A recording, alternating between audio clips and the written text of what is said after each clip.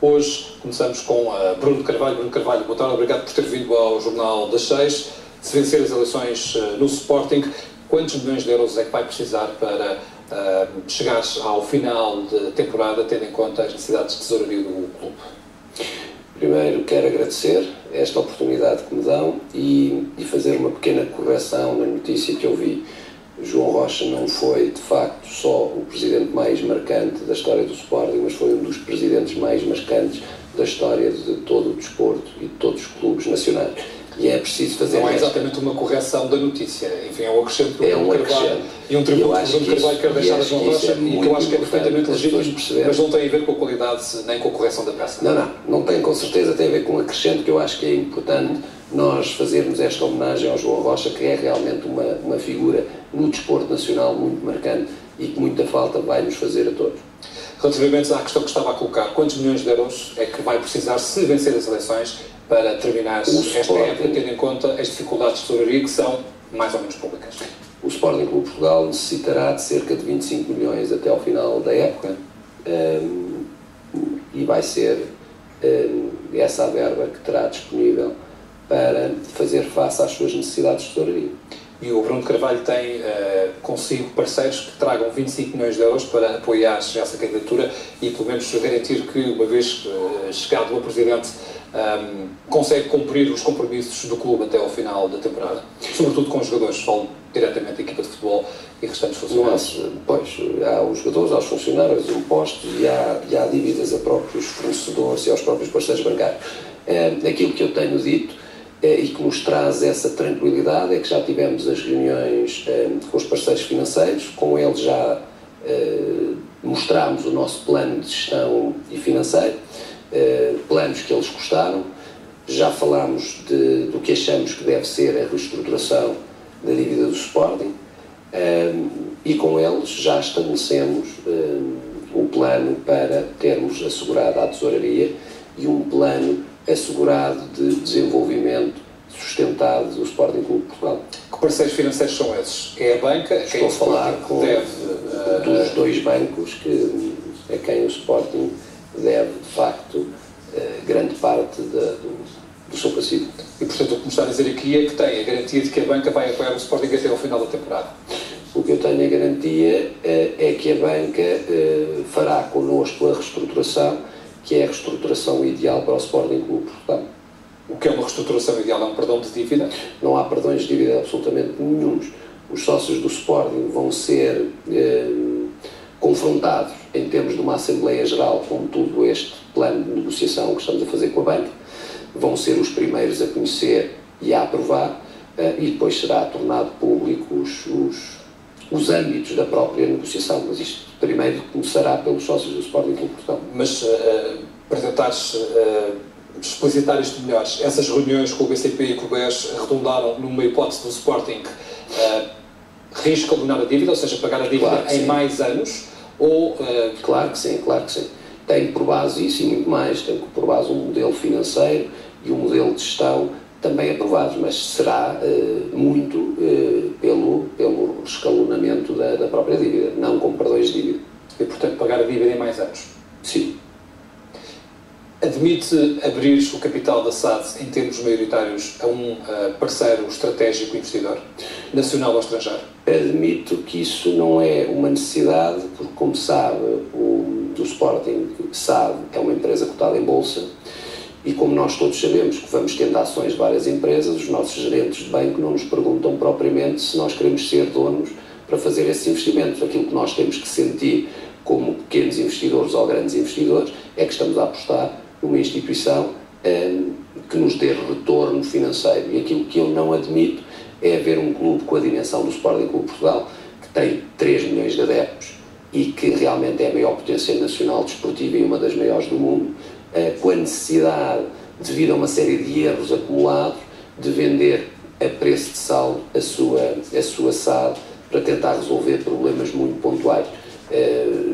Temos encetado negociações com vários parceiros e não há essa necessidade de abertura ou de perda de maioria na SAD. Portanto, para si, se ganhar as eleições, os sócios serão sempre os donos do clube. Sem dúvida. Da SAD.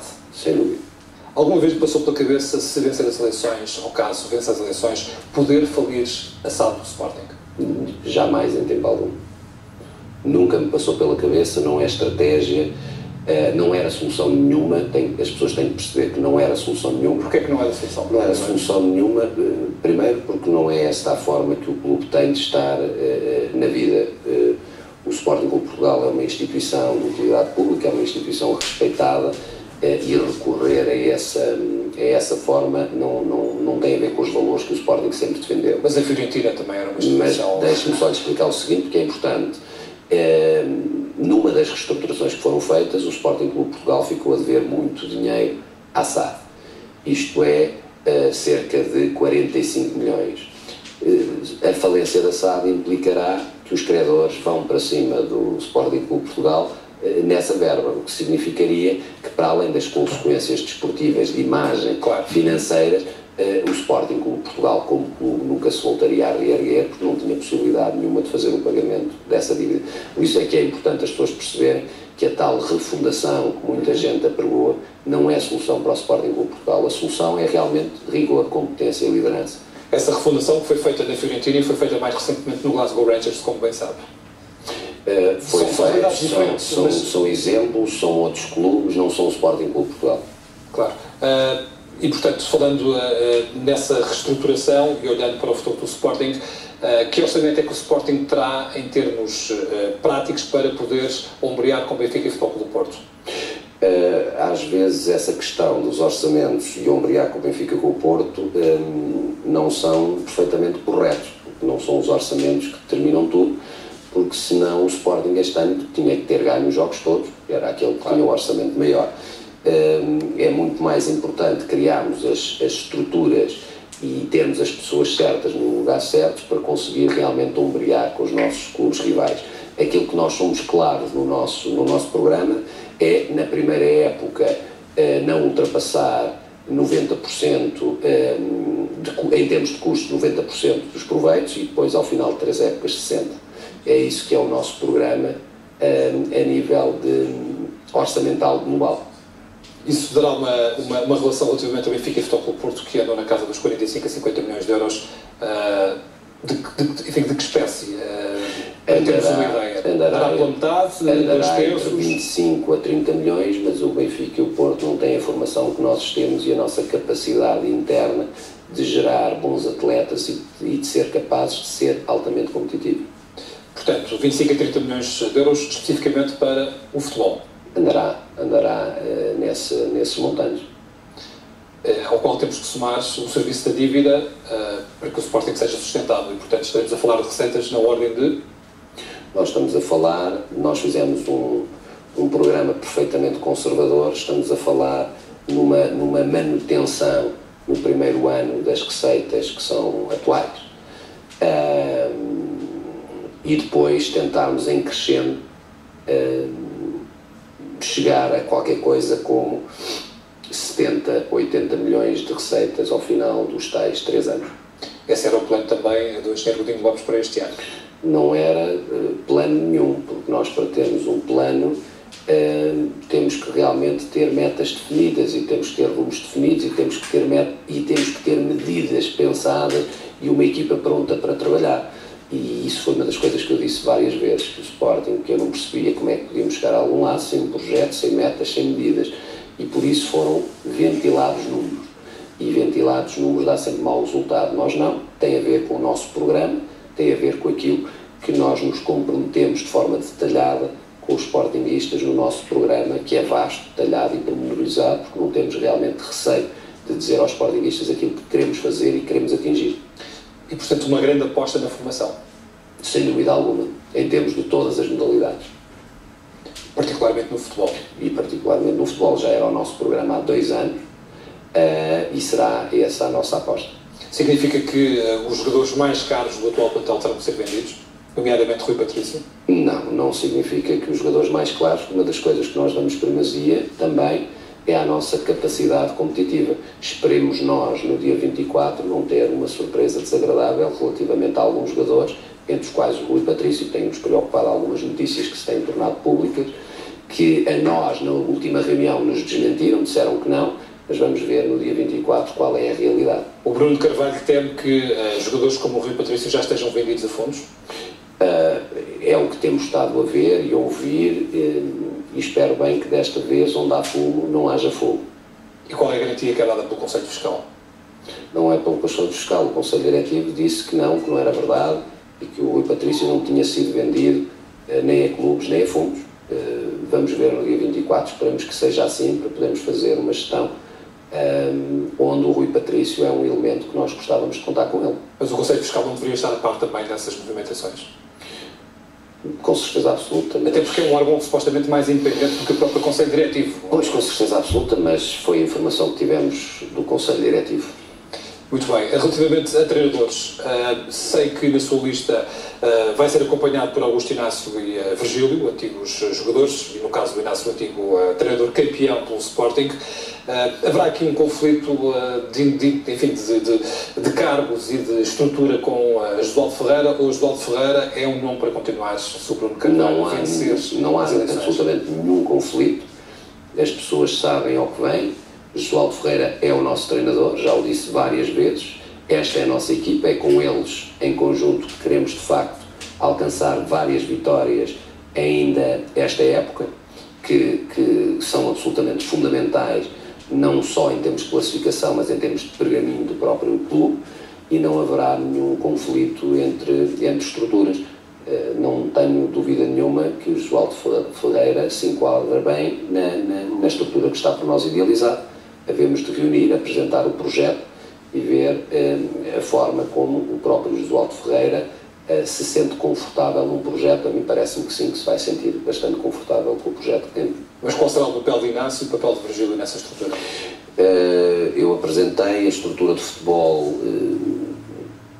responderá a mim diretamente. Depois temos uma estrutura de três elementos, onde não haverá nenhuma sobrelevação de nenhum dos cargos. Uma das pessoas ficará mais adstrita ao futebol sénior, outra pessoa ficará mais adstrita ao futebol de formação, outra pessoa mais para as áreas de negócios e logística. Vamos definir em equipa, porque nós não é importante quem fica com o quê, porque as decisões serão sempre de forma transversal para conseguirmos de facto fazer o aproveitamento máximo da academia, o aproveitamento máximo da formação e conseguir a competitividade que queremos nas equipas sénior. E, portanto, não está neste momento definido, vamos defini-lo em equipa, porque não é esse o nosso problema. O nosso problema é errar cada vez menos, de preferência errar nunca, e esta é a estrutura que a nós nos permite ter realmente esperança em conseguirmos fazer. Como sabe, quer um quer outro foram campeões no Sporting, quer um quer outro são homens do futebol, e ainda mais Inácio conseguiu também, não só como jogador leonino, mas também como treinador, ser campeão. É a estrutura e é a cultura de exigência que queremos passar para a nossa estrutura. Qual vai ser o posicionamento do Sporting face ao Benfica e ao Futebol Clube do Porto se o Bruno Carvalho vencer as eleições no dia 23? Isso é uma pergunta recorrente e há de ser, com certeza absoluta, um relacionamento perfeitamente normal. Não haverá por parte do Sporting necessidade de alianças obscuras ou estratégicas que não sejam perfeitamente transparentes. O Bruno Carvalho concordará que o Sporting tem neste momento uma situação de distanciamento face ao Benfica e de aproximação face ao Futebol Clube do Porto. O que eu lhe pergunto é se o Sporting vai manter esse caminho se o Bruno Carvalho vencer as eleições. Não, e é isso que eu lhe estou a explicar. O Sporting Clube Portugal é o Sporting Clube Portugal, tem o seu caminho a percorrer e se calhar muitas vezes tem-se esquecido desse caminho a percorrer e por isso é que chegámos até aqui.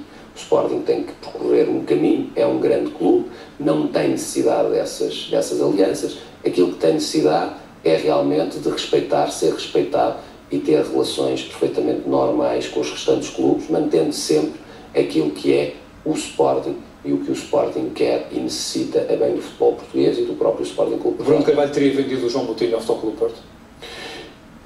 Perante tudo o que tem sido as políticas de alianças desviantes do Sporting Clube Portugal e daquilo que de facto neste momento... Mas a aliança com o Futebol Clube do Porto é desviante?